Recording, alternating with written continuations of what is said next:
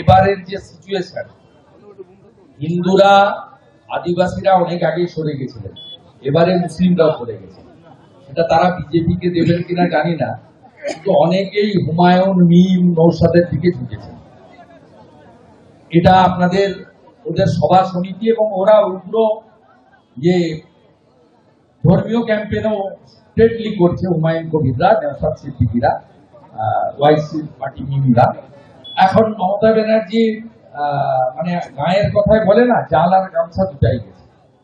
তাই এখন মিথ্যা মামলা, অস্ত্র, চোখ রাঙানি, এর বাইরে কিছু নেই। তার উপর তো উপরে একজন ভগবান রয়েছে।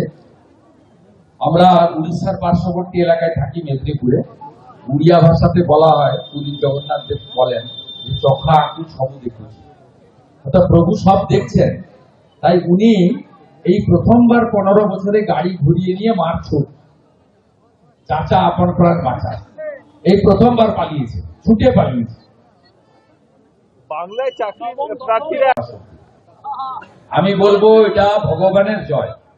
বিজেপি সরকার শপথ নিলে, আপনারা বিজেপি সরকার আনলে, আমাদের তো বেশি ডিফারেন্স নয়, এসআইআর এর পরে কোনো ডিফারেন্স নেই বলে আমি মনে করি। দীর্ঘ নির্বাচনে লড়াই করার অভিজ্ঞতা কি বলতে পারি, কোনো ডিফারেন্সই নেই। তাও যদি বলেন লোকসভা ভোটের নিরিখে ওরা 46, 45.67 আর আমরা 39, অর্থাৎ 4% ভোট টিএমসি থেকে বিজেপিতে এলে আমরা হয়ে যাব 43-44, ওরা 43, ওরা হয়ে যাবে 42, মাত্র 4%। অর্থাৎ বিজেপিকে আপনারা একটু সাহায্য করলেই বিজেপি আসবে। আমি যোগ্য শিক্ষক, শিক্ষিকা, শিক্ষাকর্মীদের কথা দিতে পারি যে সুপ্রিম কোর্ট যা করেছে এটা ভগবানের আশীর্বাদ। যোগ্যরা চাকরি বহাল থাকুক, আমরা যোগ্য শিক্ষক, শিক্ষাকর্মীদের পক্ষে, এবং 3.5 লক্ষের বেশি প্রাথমিক শিক্ষক, শিক্ষাকর্মী,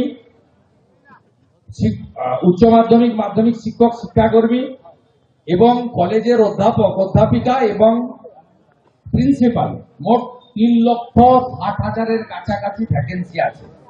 আমরা রেলে যেমন পরীক্ষা হয়, আপনারা শুনলে অত্যন্ত লজ্জিত হবেন যে south eastern rail, eastern rail পশ্চিমবঙ্গে কোনো পরীক্ষার সেন্টার করে না, কারণ এখানে পরীক্ষা হলেও চুরি হয়। সেই কারণে তারা উড়িষ্যাতে সেন্টার নিয়ে গেছে, বাংলা ছেলেরা ওখানে গিয়ে পরীক্ষা দেয়। আর নর্থ ফ্রন্টিয়ার, নর্থ বেঙ্গলে, তার পরীক্ষা হচ্ছে গৌহাটি অথবা কাটিহারে। পশ্চিমবঙ্গে পরীক্ষাটাও করে না। আজকে রেল যেভাবে ওএমআর শিট দিয়ে, ওএমআর এর ভিত্তিতে একটা যা লিখেছেন একটা কার্বন কপি বাড়িতে নিয়ে আসছেন, এবং SC, ST, OBC, physically challenge, ex সার্ভিসম্যানদের যে অধিকার সংবিধান দিয়ে গেছে, সেইটা মেনেই ভারতীয় জনতা পার্টি নিয়োগ করবে।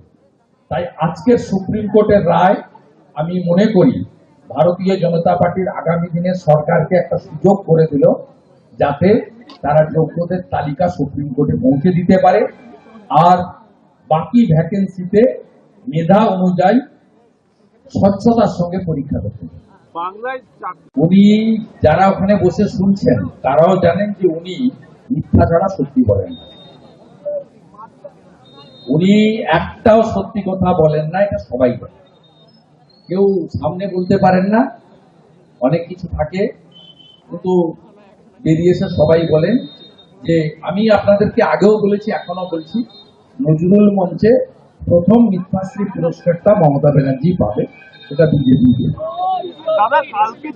অনুপ্রবেশকারীদের আটকানোর জন্য, ওরা যাতে ডকুমেন্ট শো করতে না পারে। কিন্তু পারবে না। প্রজেনি ম্যাপে ইলেকশন কমিশন তাদের যে অত্যাধুনিক আইটি সিস্টেম দিয়ে বের করেছে, ইউএআইডি কে দিয়ে, বাঙ্গালোরে তার সিস্টেম, সেখান থেকে এগুলো করে আগুন লাগান আর পুড়িয়ে দিন, কিছু করতে পারবেন, কিচ্ছু করতে পারবেন। যেতে আপনাদের হবে, যেতে হবে। আপনার সঙ্গে আমার 14ই ফেব্রুয়ারি সন্ধ্যেবেলা কথা হবে। উনার বাড়ির, উনার ভাইপো ভাইজিরা কেন করছে? Charity begins at home. Mamata Banerjee তার বাড়ি থেকে, তার বাড়ির যারা বেকার আছে তাদেরকে দিয়ে এটা শুরু করুন।